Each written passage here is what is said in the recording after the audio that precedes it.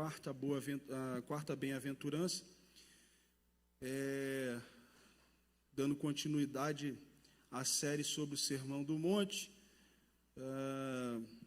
Pastor Jean-Luc, pastor Carlos falaram das bem-aventuranças, sobre os pobres, bem-aventurados os pobres em espírito, pois deles é o reino dos céus, bem-aventurados que choram, porque serão consolados, bem-aventurados humildes, porque herdarão a terra. E hoje nós falaremos sobre bem-aventurados os que têm fome e sede de justiça, porque serão fartos. Abra sua Bíblia lá em Mateus capítulo 5, versículo 6, e nós vamos ler juntos esse texto tão conhecido, mas a gente vai unir a nossa voz para lermos esse texto. Podemos? Todos juntos? Bem-aventurados os que têm fome e sede de justiça, porque serão fartos. Serão fartos. Bem-aventurados os que têm fome e sede de justiça, porque serão fartos. Na sua tradução pode estar uma outra, serão satisfeitos, né? Tem outras traduções aí, outras versões, mas o sentido é o mesmo. Vamos orar. Senhor, obrigado, Senhor, por essa palavra, obrigado porque o Senhor nos deu livre acesso, Senhor, à Tua verdade. Obrigado, Senhor, porque hoje podemos aprender, Senhor, mais de Ti, por meio dos Teus ensinamentos, ó Pai, e por isso clamamos, ó Pai, que o Teu Espírito esteja aqui ministrando a Tua verdade aos nossos corações. Louvado seja o Teu nome, ó Pai, em nome de Jesus. Amém.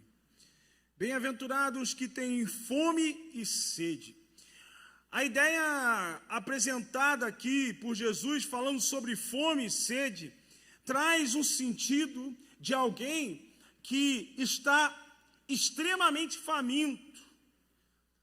Alguém que está, assim, com muita fome. Não é aquela fome que você vem para o culto de manhã, sabe? Aí você mal toma um café da manhã, e quando dá meio-dia aqui, aí bate aquela fome da hora do almoço, sabe? Não é essa fome. Essa fome já é uma fome boa, não é não, Luci? Já é uma fome que aperta, né? Eu vejo os irmãos aqui e saem correndo, porque está com fome, né? Quer comer, quer almoçar. Mas o sentido literal desse texto, essa fome e sede, é algo mais profundo.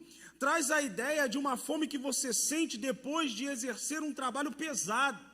Imagina você o dia inteiro, né? Como meu tio, lá na minha adolescência, fazia com a gente. Aí ele ligava lá para casa e falava assim: ô meu sobrinho, foi tio, vem aqui vou fazer um churrasco aqui amanhã, aqui em casa, pode vir. Opa tio, churrasco? Tô aí. Que horas, tio? 7 horas da manhã. Tu, churrasco 7 horas da manhã. Já acendi o alerta. Porque o nome desse churrasco era virar laje. Entendeu? Até ia ter o churrasco, lá para 5 horas da tarde. Depois de você passar o dia inteiro virando uma laje. E quem já virou uma laje aqui sabe como é que o negócio é complicado. Então a fome que Jesus expressa, a sede que Jesus expressa, é justamente essa. É como se você tivesse trabalhado num trabalho árduo, pesado, o dia inteiro. E aí no final do dia você estivesse ali, além de cansado, morrendo de fome, porque você gastou energia, você empreendeu um esforço, morrendo de sede, porque você desidratou fazendo esforço. É como se aquele treino pesado, Eric, aquele casca grossa, Eric aí, é o irmão, teu irmão que está aí, né? Família Muniz aí, lutador de jiu-jitsu, faixa preta, campeão, tem um treino pesado, né? Depois que você sair, você vê o tamanhozinho dos homens ali, né? E os caras treinam pesado, e aí quando termina o treino, como é que é? Aquela sede, né? Aquela fome de leão, vontade de comer um boi que tiver pela frente, porque você se desgastou ao extremo. E é sobre isso que Jesus está falando. Bem-aventurados esses que têm fome e sede de justiça, mas não é aquela fomezinha, não é aquele incômodo no estômago, é uma fome e uma sede que vem depois de um trabalho árduo, de algo pesado. Você está efetivamente faminto, desesperado por comer. E Jesus ele usa essa comparação para chamar a atenção a respeito daquilo que ele queria falar. Ele queria que aqueles que estivessem ouvindo entendessem o nível de desejo por justiça que nós deveríamos ter. É um nível profundo, de fome e sede profundo, por uma justiça estabelecida pelo próprio Jesus. E é interessante, porque o contexto que nós temos a partir desse texto, e que é usado de forma errada nos dias de hoje, apontam para uma ideia, e desculpa a redundância, mas uma ideia ideológica de justiça social, e o texto não tem nada a ver com uma questão de justiça social. E as pessoas, principalmente dentro dos nossos arraiais, estão usando esse texto de forma errada para fazer o seguinte, para dizer o seguinte: olha, a igreja que trabalha em prol do reino de Deus é uma igreja que pratica a justiça social, é uma igreja que está altamente preocupada com os menos afortunados. E não tem nada a ver com o que Jesus disse aqui. E as pessoas estão pegando esse conceito de justiça e tentando aplicar dentro de uma realidade para justificar um olhar ideológico que não cabe dentro de um parâmetro do Evangelho de Cristo. Porque Jesus não morreu só pelos oprimidos. Jesus morreu pelos opressores também. Porque mais do que um evangelho para os oprimidos, devemos pregar um evangelho para os opressores, para que os opressores transformem a sua vida e parem de oprimir. Mas as pessoas só ficam assim. Não, bem-aventurados que têm fome e sede de justiça. Olha aqui, nós temos que praticar uma justiça social, ir em favor, buscar um evangelho que trabalhe em favor dos menos favorecidos, que trabalhe em favor dos oprimidos, como se Jesus tivesse morrido apenas por um segmento de pessoas. O que diz João 3,16? Todo aquele que nele crê. Não fala de oprimidos só, não fala de opressores só. Isso não é algo novo. Isso já é algo que remonta na caminhada de Jesus com os próprios discípulos. Quando o jovem rico procura Jesus para querer segui-lo, lembra desse contexto? E ele procura assim: o que eu faço? Eu quero te seguir, o que eu faço? Jesus fala assim: olha, uma coisa te falta. O que é? Só falar. Vai, vende tudo que tem, reparte entre os pobres e siga-me. E o texto vai dizer que aquele jovem foi embora cabisbaixo, triste, porque ele tinha muitos bens e ele não queria fazer isso. E aí Jesus, na sequência, ele fala para os discípulos o seguinte: olha, é mais fácil um camelo passar por um buraco de uma agulha do que o rico entrar no reino dos céus. Aí os discípulos, ao invés de pegarem essa fala de Jesus e pensarem assim: nossa, para os ricos o negócio vai ser mais complicado, hein? Não, eles se indignaram, porque eles pensaram justamente o seguinte: calma aí, esse cara que veio aqui, pediu para você, para te seguir, e ele não quis abrir mão dos bens dele, ele ainda vai ter uma oportunidade de entrar no reino dos céus? E aí os discípulos falam: e eu que deixei a minha mulher? E eu que deixei a minha casa? E eu que deixei os meus campos? E eu que deixei meu pai? E eu que deixei a minha mãe para te seguir? Como que o Senhor está dizendo que esse cara que não deixou nada em ninguém, ele ainda tem a oportunidade? Jesus, ele dá uma aliviada para os discípulos, dizendo o seguinte: olha, É isso aí mesmo. Mas não há quem tenha deixado campos, mãe, pais, casas, por amor do meu nome, que ainda não receba na presente vida 100 vezes mais em campos, mães, casas, com perseguições. Com perseguições. Mas o fato é que você percebe que na visão dos discípulos, quem deveria ter acesso ao reino de Deus era somente aqueles que de alguma forma fossem amparados dentro de uma perspectiva de pobreza. E Jesus ele falou assim, não, eu vim para todos. Eu vim para o pobre, eu vim para o rico. Então, as pessoas pegam esse contexto de fome e sede de justiça para tentar justificar uma aplicação de justiça social a partir da igreja. Igreja, ela não pode ser, a igreja de Cristo não pode ser capturada ideologicamente por nada e por ninguém. Porque nós não vivemos por meio de ideologias, nós vivemos por um ideal, e esse ideal é o reino de Deus, pelo qual nós somos entregues à morte todos os dias.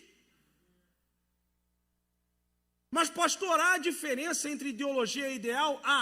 A ideologia, já dizia um cantor famoso da música popular brasileira, que morreu há vários anos atrás, na sua canção, ele dizia o seguinte: ideologia, eu quero uma para viver.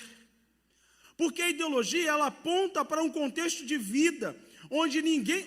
Quem já viu alguém morrer por causa de uma ideologia? Ninguém morre por causa de uma ideologia. Porque as pessoas querem viver por ela. Agora, quando falamos de ideal, o ideal, as pessoas morrem pelos ideais. Porque o ideal remota a uma causa em que nós acreditamos. E estamos dispostos a morrer por esta causa. Por isso que o Evangelho de Cristo não trabalha com ideologias, trabalha com um ideal. E esse ideal aponta para o reino de Deus, no qual, por esta causa, estamos dispostos a morrer. É uma fome, uma sede que quase se torna insaciável. É uma fome, uma sede que chega a níveis de uma necessidade extrema. É essa fome e sede, é nesse nível que Jesus está apontando aqui no contexto das bem-aventuranças, dizendo o seguinte: bem-aventurado aquele que tem essa fome, essa sede extrema por justiça, ou de justiça. E aí essa justiça é uma justiça, e o texto aqui vai dizer a palavra justiça, o sentido dela, que traz do original é equidade. Equidade. Não é aquela justiça que nós pensamos, que nós visualizamos, onde alguém vai, de alguma forma, apresentar uma postura de vingança, onde vai cobrar aquela situação, ou vai cobrar aquele contexto lá, e a gente remota a justiça, já pensa em justiça nesse sentido. Quando a gente fala assim, bem-aventurado aqueles que têm fome e sede de justiça, ou seja, aqueles que vão lá, aqueles que vão fazer alguma coisa, aqueles que vão gritar, aqueles que vão bater panela na varanda, e não é disso que Jesus está falando. O reino de Deus está muito acima de qualquer governo terreno.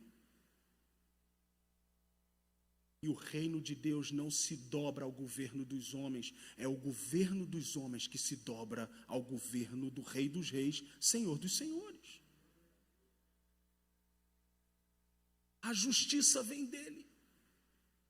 E a justiça é um parâmetro de equidade. E o que é equidade? Equidade é tudo contrário a um contexto de inequidade. Equidade fala de um parâmetro de vida moral, um parâmetro de vida de igualdade, de justiça, relacionado à própria justiça. Onde quem pratica a equidade, ele se diferencia dos iníquos, que praticam a iniquidade, os imorais, os injustos, os que odeiam tudo relacionado a Deus. É dessa justiça que Jesus está falando. Aqueles que têm fome e sede de uma justiça que representa os valores do reino de Deus. Romanos capítulo 14, versículo 17, o apóstolo Paulo, ele vai usar a mesma palavra que Jesus usa aqui, fazendo uma referência a esse mesmo sermão, mas dentro de um contexto um pouco diferenciado. Ele vai dizer o seguinte: portanto, o reino de Deus não é comida nem bebida, mas justiça, paz e alegria no Espírito Santo. É o mesmo conceito de justiça que Jesus fala aqui nas bem-aventuranças, dizendo que nós devemos ter, que bem-aventurados aqueles que têm fome e sede dessa justiça. O apóstolo Paulo está apontando justamente para esse contexto, dizendo o seguinte: olha, o reino de Deus não é comida nem bebida. Por que ele está falando isso? Para apontar uma situação em que os romanos, em que os crentes de Roma estavam vivenciando, brigando entre si, um julgando o outro por conta das suas práticas. Por quê? Porque um comia carne, o outro não comia carne. E o apóstolo Paulo está falando assim, ó, não é comida nem bebida. Não é disso que nós estamos tratando aqui. Não é desse contexto que nós estamos trabalhando aqui. Paulo rebate uma conduta física, porque os crentes de Roma estavam discutindo sobre o que podia ou não podia comer. No entanto, em Mateus capítulo 5, versículo 6, Jesus usa os parâmetros de fome e sede para exemplificar uma necessidade espiritual com exemplos fisiológicos. Por quê? Porque a sociedade da época, basicamente, só fazia isso.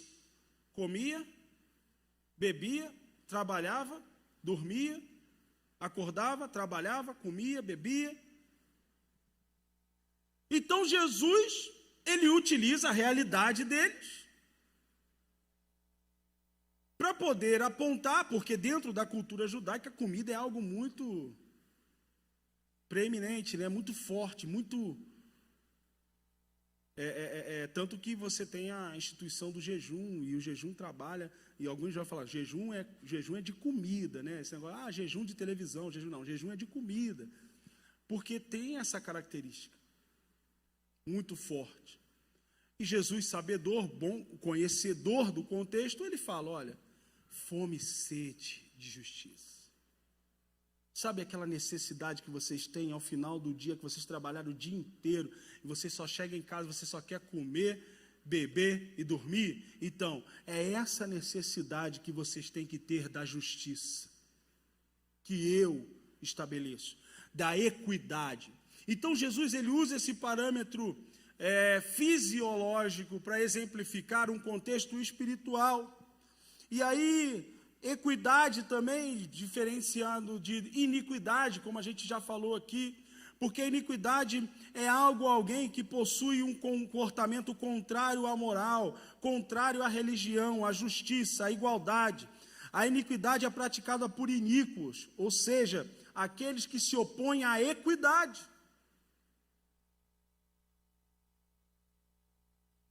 E não por acaso o apóstolo Paulo utiliza a mesma palavra em 2 Coríntios capítulo 5, versículo 21.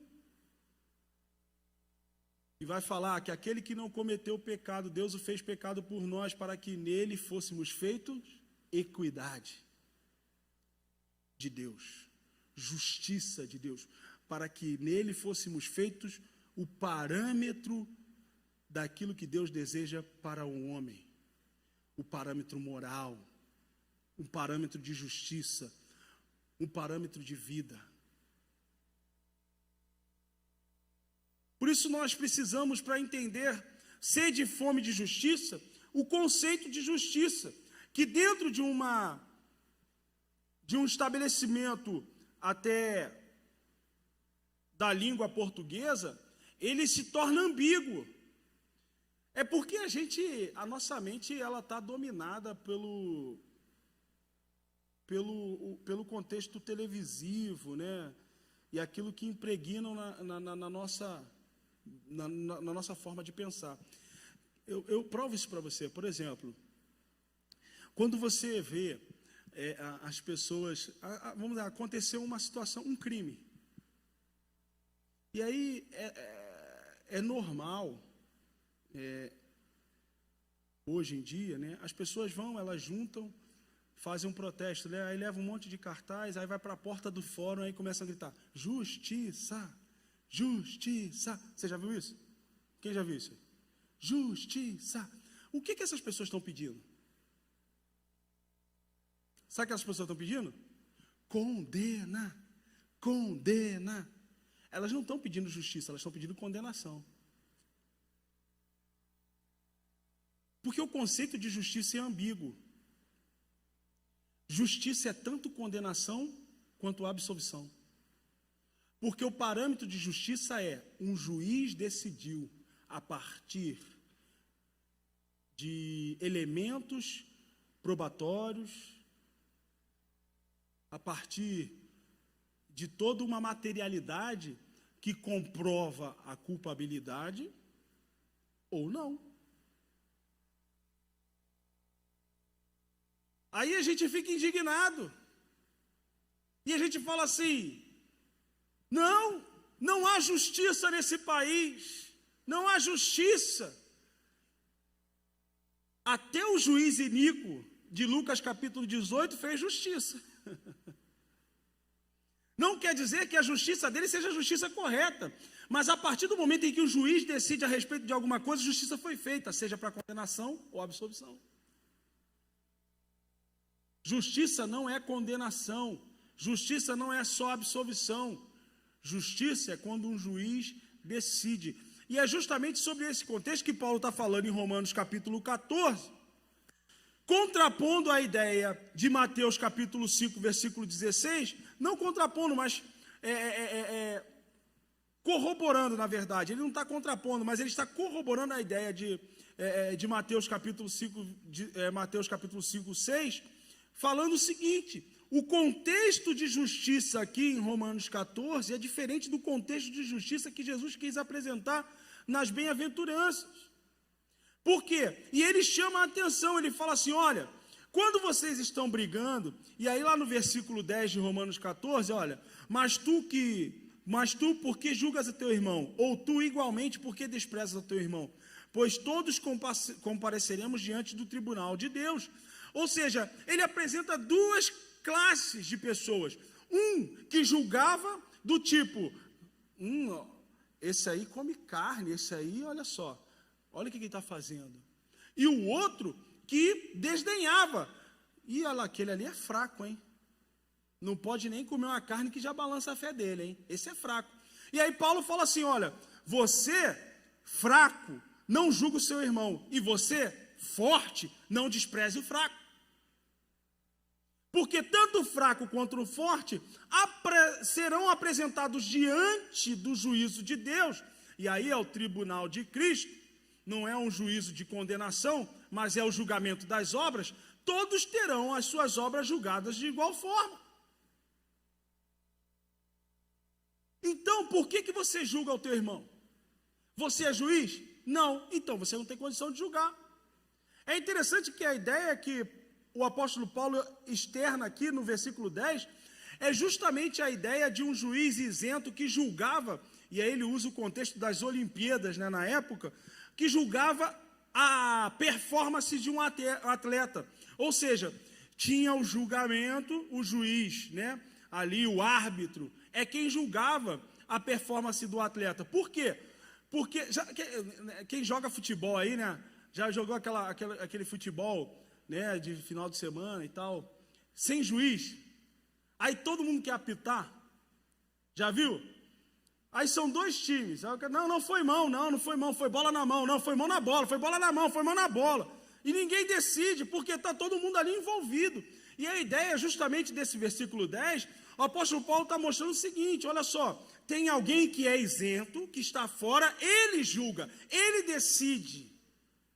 Porque um atleta não podia julgar o outro, porque ele sempre ia julgar de forma parcial, em benefício próprio. Não, quem ganhou fui eu. Não, quem ganhou fui eu. Não, quem ganhou fui eu. Então era necessário um juiz para dizer assim, não, quem ganhou foi ele, você ficou em segundo, ele ficou em primeiro. A ideia de justiça é uma justiça praticada pelo próprio Deus. Por isso que o contexto de Mateus capítulo 5, versículo 6, não tem a ver com a justiça social, porque a ideia de justiça social é a ideia de nós, homens, seres humanos, aplicando uma justiça em benefício de uns e outros. E Deus está falando assim, e a palavra de Deus está dizendo assim, não, essa justiça sou eu que aplico, eu julgo, eu determino. Porque só Ele é quem pode determinar o que é equidade e o que é iniquidade. Ninguém de fora pode fazer isso. Só Deus tem o padrão moral elevado o suficiente para definir o contexto moralidade e imoralidade. Nós apontamos a partir do padrão moral de Deus e não do nosso. Por que nós sabemos o que é iniquidade e o que é equidade? O que vem de um padrão moral e aquilo que extrapola um padrão moral? Porque Deus definiu o que é. Nós olhamos a partir disso. Mas o arcabouço de justiça é definido por Deus. O apóstolo Paulo, em Romanos 14, está dizendo o seguinte, olha, nós não podemos aplicar uma justiça própria. Não temos como aplicar uma justiça própria, porque toda a nossa justiça, ela está contaminada pelo nosso olhar, pela nossa perspectiva, pela nossa compreensão. A imparcialidade é uma das coisas mais difíceis que tem. É uma das coisas mais complexas que tem. E o ser humano não sabe ser imparcial. Não sabe. Não sabe. É interessante, porque aí você fala, mas e um juiz? O juiz de direito, ele tem que ser imparcial, mas ele não é imparcial por ele. A imparcialidade dele vem da lei. É a lei, por ele estar preso à lei, é que ele forçosamente tem que se tornar imparcial. Porque ele tem que aplicar o que está escrito na lei. E a lei é imparcial. Mas ele, como ser humano, se fosse deixar na conta dele para decidir, é claro que ele vai decidir de forma parcial. Então a justiça não pode ser própria. Mateus capítulo 5, versículo 6, traz um conceito espiritual que é compreendido no fim do texto. Quando Jesus fala, bem-aventurados os que têm fome e sede de justiça, porque seremos satisfeitos, porque serão fartos. Ou seja, a ideia da bem-aventurança, a ideia da fome e da sede de justiça, está relacionado a um contexto de Jesus, de Deus, aplicado à nossa vida. Tanto que os serão fartos ou serão satisfeitos, se você pegar aí, ele está na voz passiva, ou seja, você sofre a ação. Ou seja, não é você que aplica a ação, não é você que faz a justiça, mas é você que sofre a justiça. É você que vai ser saciado por essa justiça. É você que vai ser impregnado por essa justiça. É você que vai ser alimentado por essa justiça. Porque essa é a nossa expectativa. Porque nós vivemos num mundo, numa vida de sofrimento, onde onde você vê, por exemplo, o apóstolo Paulo, lá em Filipenses, na verdade, capítulo 1, no versículo 21, dizendo o seguinte, porque para mim, o morrer é lucro, mas o viver é Cristo. Por que ele chega a esse nível? Porque o cara já tinha sofrido horrores.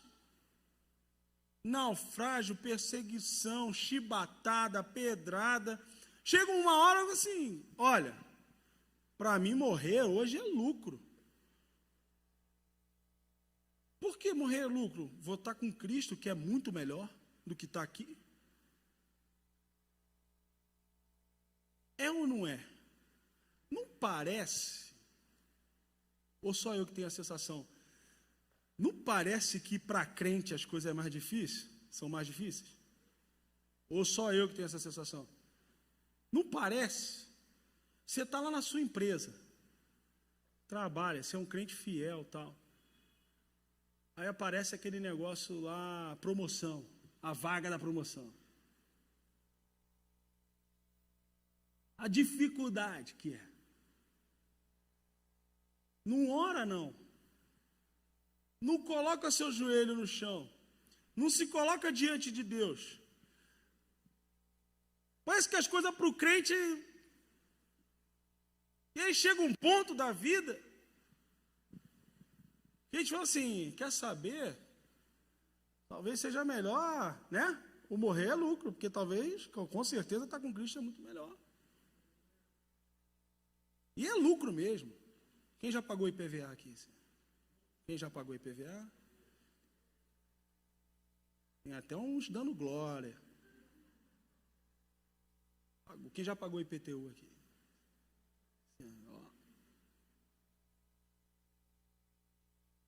E ano que vem tem mais, hein? Mais IPVA, mais IPTU. E aluguel todo mês. E a luz, e a água, o gás, escola dos filhos. Você só vai vendo a caixa registrada. E o dinheiro ir embora, só negativo. Pá, pá, pá, pá. Morrer é lucro ou não é lucro? No céu não tem IPVA para pagar. No céu não tem conta de luz, não tem água, não tem aluguel, a morada já está garantida, casa própria, comprado, pago pelo sangue de Jesus, na faixa, como diz aqui em São Paulo, na faixa.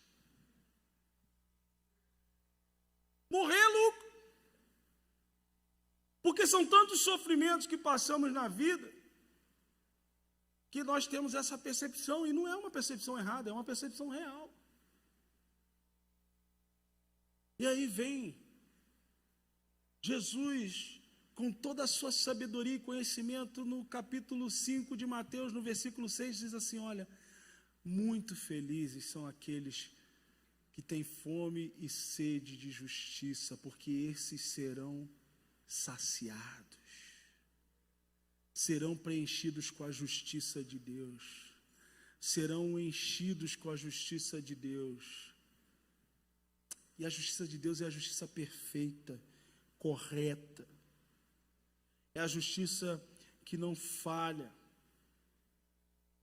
é a justiça que chega no tempo correto, no tempo oportuno, é a justiça que nos faz andar em equidade e não na iniquidade. É a justiça que aponta para o caminho do céu. Nós seremos preenchidos, saciados.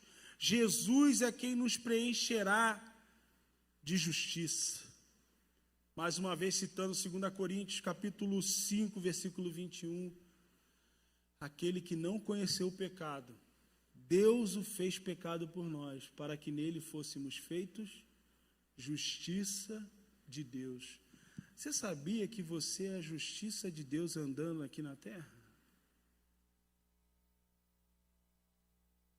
Nós seremos cheios dessa justiça, por isso nós somos bem-aventurados. Uma justiça que não erra, que não falha. Quantos erros judiciais a gente vê aí, né? Quantas pessoas são prejudicadas, não é verdade? Por erros judiciais, por julgamentos aí muito questionáveis. E as pessoas estão sendo prejudicadas. Mas a palavra de Deus nos garante que não há prejuízo nenhum nessa justiça que vem do Senhor, porque essa justiça é uma justiça que trará benefícios para todos nós. Então nós podemos ter fome e sede, desejar ardentemente essa justiça na nossa vida, desejar ardentemente ser preenchidos por essa justiça, e no momento certo, no tempo oportuno, Cristo nos saciará com a sua justiça. E nós não precisaremos ter mais fome e nem sede da justiça, porque toda justiça será perfeita em Cristo Jesus e preencherá a nossa vida por completo. Mas nós somos felizes não só quando formos fartos. Nós somos bem-aventurados porque almejamos esse preenchimento. Porque almejar essa justiça é andar em equidade. Entenda o seguinte: as pessoas conhecem Cristo a partir daquilo que você é, a partir daquilo que você faz, a partir das suas atitudes. É como você vive que apresenta um Cristo vivo. Dependendo da forma como você vive, o Cristo que você está mostrando para os outros é um Cristo morto, que ainda está pendurado num madeiro, no qual você fala, mas não produz nenhum efeito, porque efetivamente a vida de Cristo não está sendo exalada pela sua vida. E ter a vida de Cristo exalada pela sua vida é andar em equidade, é andar na justiça de Deus, é andar com sede, com fome de ser preenchido por essa justiça. Nós somos esses que têm fome e sede. Nós é que devemos buscar a atuação de uma justiça, de equidade espiritual, mudança de comportamento. Ou seja, nós devemos ser o contraponto da iniquidade. Está ruim. Quando você olha um cenário geral, está ruim, as coisas estão ruins. Quando você olha um aspecto geral, as coisas estão boas ou estão ruins? Em termos de moralidade, em termos de compromisso, em termos de honestidade, em termos de honradez. Cada dia que passa, os homens se tornam mais imorais, mais infiéis,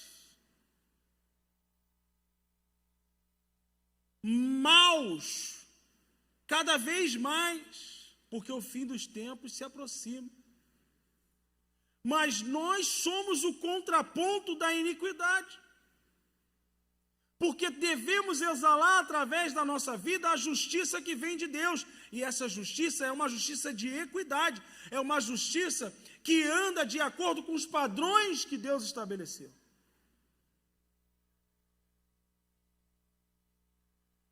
É assim que as pessoas vão ter a visão a respeito de Jesus e aquilo que ele representa.